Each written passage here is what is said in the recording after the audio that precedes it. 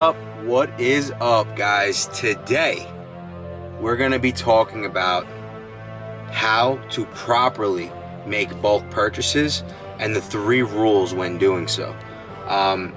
Just want to take a minute and thank all the new subscribers for subscribing to the channel. If you haven't already, hit the bell notification, smash the like button, leave a nice comment down below, and don't I always do this, don't be afraid. I always say that. Don't forget to subscribe to the channel. We have so much coming. Again, guys, super blessed to have a lot of your support out there. We're back on the ZV-1. The A7 III was way too heavy.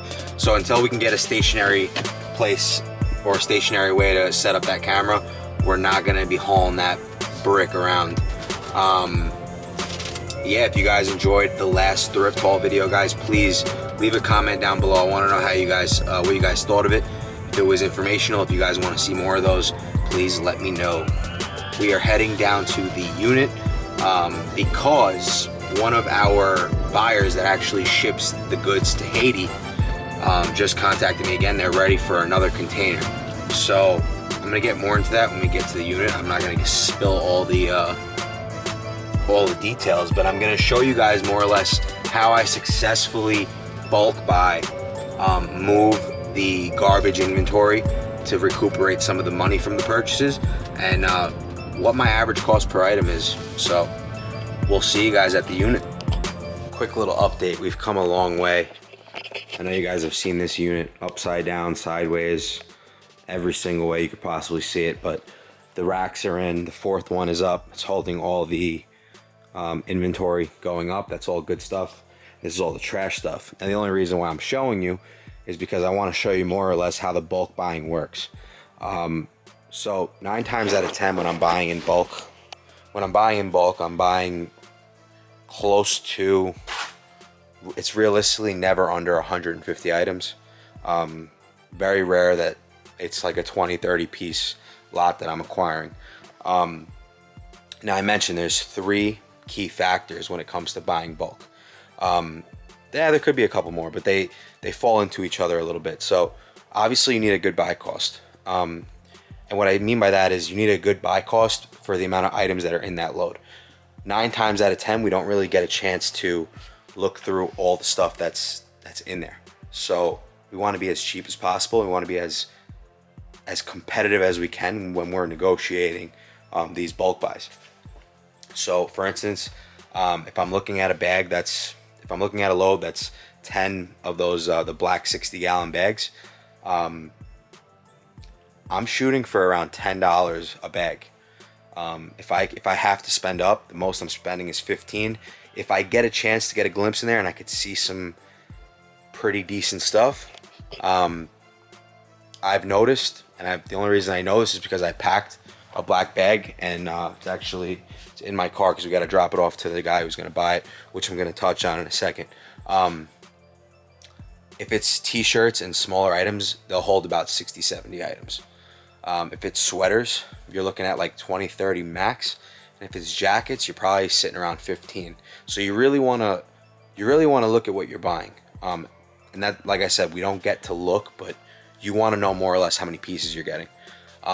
Regardless of pieces, if it's jackets and I'm getting, if let's say there's 10-15 jackets there, I'm still okay at that $1 a piece. Okay, on a jacket I'll pay up most of the time because I get very, very lucky with jackets. Jackets have a very high ASP. If I'm buying something with a lot of shirts, if I can kind of look through and I could see maybe there's a couple jerseys in there or whatever, I know personally that there's at least 60 pieces in there. If I'm spending $10, my buy cost is, can't do the math off the top of my head, but I'll pop it up on the screen.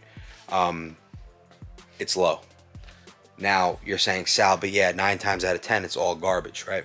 Okay, well, that may be true, and you may get bulk buys that are completely garbage, but the next step is really the important part. The important part is find a source. This is number 2. Find a couple sources of people that are looking to buy this stuff in bulk. And now I'm not saying you're going to make thousands on garbage that you're selling, but there are agencies and there are people that resell just like us that are either flea market guys looking for lower margin items, or people that are sending back to their countries, which at the moment right now I have 3 people who buy for me who send it to another country. I have an additional 4 or 5 people that come and buy specifically bathing suits, specifically sweatshirts, specifically men's button downs. Like, I have these things down to the T, and they're all separated. So I know who, which box is going to who. Now that's the big part of why my buy cost is sub 30 cents. Is because we're able to move the garbage stuff and pretty much recuperate 80% of our money on these loads. These gray bags right here, I picked up a 600 piece load. It's all those gray bags, so it's pretty much this shelf, and there's one more up there, along with this whole box. Okay. Now, granted, this started off as 8 bags. I spent $420 on the whole buy. The only reason I bought it is because this jacket was in there. It's a moose knuckle down fit. Like, that's the thing. There could be one item in there that pays for the whole load. And we spent $420. This jacket should probably sell for around $500. So that's what I'm saying. That's part of the bulk buying thing. Like, if you can find a couple items, if you have the chance to look and you can find a couple items that will recuperate all that money. Video conked out for a second. If you have a chance to look at the items and you can more or less find something that's going to pay for the whole load, it's a no-brainer. Whether it takes 2, 3, 4, 5 pieces and you're paying up, just like I do a lot of times, I have to find something that is worthwhile if I'm paying up. Most of the time, though, like I said, I'm spending $10, $15 a bag. Yes, occasionally it happens where I do a $500, $600, $700, $1,000 cash out. Yeah, it's going to happen, and you kind of want that because that's where you're going to get the real quality stuff that is very limited. You're going to get stuff. There's a reason why you're paying up on stuff. Remember that. You're only paying up because of the quality of the item, not because you're ego buying where the seller just doesn't want to budge. If it's not worth it, obviously do not buy it. With that being said, my buy cost per item, because I sell wholesale, is around 30 cents on the high end per item. Now, I break this down in a couple different ways. I know a lot of resellers track it a little differently. I track my listing costs. So my lister that I have working for me, she gets $17 an hour. She works 15 hours a week, and she completes 140 listings for me. So every single week. So my cost per listing using a lister, that means photos, drafts, measurements, everything that goes into doing the listing, costs me about $1.80 to $1.85 a listing with her. So you add on my buy cost, which is 30 cents. You got $2.10, and then anything else that I use to complete that listing, whether it be the poly mailer to ship it, the poly mailer to pack it, lint rollers, the label to put on the bag, all that gets put into the equation. And at the end of the day, every single item in my store is right around $2.40 to list. And you're probably thinking, Sal, that's nuts with the amount that you pay up on for certain loads. Well, this stuff is complete garbage, okay?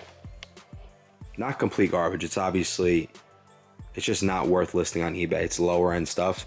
But today, we're going to do a drop off to one of my wholesale buyers that sends to Haiti. And he's going to be paying, I don't know. We usually do $50 a box. I have 2 big boxes here and 2 small boxes. So we're probably going to get around $150 to $200 for it. Just drop it off at his door, and then he worries about the shipping. So 90% of that came from that $420 load. With that being said, I have almost 6 bags worth of good inventory from that load that I got, and the Moose Knuckles jacket. So I'm in the profit just with the jacket. All that stuff is free inventory. You can look at it any way you want to look at it, but this is my model. You don't have to follow it. You can thrift, you can go to the bins. Everybody has their own secret sauce. Mine, I just have an abundance of buying opportunities where I am, so that's the business model that I'm going to continue to do. It's not a good business model if you don't have the space, if you don't have the patience or the work ethic to process goods. It won't work for you. Number 3 is stick to your guns, okay? You are the expert. If you are not, if you don't have the proper experience and you're still a beginner at reselling, I do not recommend buying bulk. Okay, I recommend you go to the bins or you go to a thrift store and you're picking up high sell-through items to recuperate that money fast to put back into your business. This model is very capital intensive and requires a little bit of knowledge as far as you got to be able to know in your head the 3 steps. You know, am I buying at the right price? Are there good items in here? Second, do I have somebody to buy the stuff that's not worth as much as I don't want to list to bring this cost down? And then 3, do I know what I'm talking about? Do I know what I'm looking at to be able to make this purchase confidently and still be profitable on the load? Those are the 3 things you really need to know about bulk buying. Now I had a comment in the last video. If I find it, I'll plug it right here. How to get bulk buying sources. But there's 2 ways to go about getting bulk purchases and selling bulk. Selling bulk, I've only tried one way and it worked. It was 100% free. I literally took a picture of the boxes and I put them on Facebook Marketplace, $50 a box, and just listed it 200 pounds of sorted, don't lie, say sorted clothing, men's and women's mixed. If you know it's all dresses, you just say dresses. If it's completely mixed, just say mixed, mixed goods. They blew up my phone.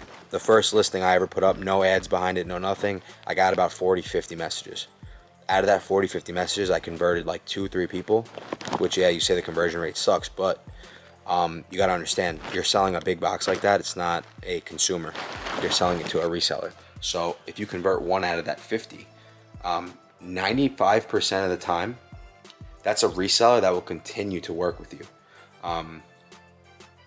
Depends. If they're an eBay seller, they might not. Maybe they don't understand the listing and that it's already been sorted or processed, but it could be a flea market guy or somebody who is sending it back to their country. And if they're happy with the amount of items that they're getting from you, they're going to shop with you again.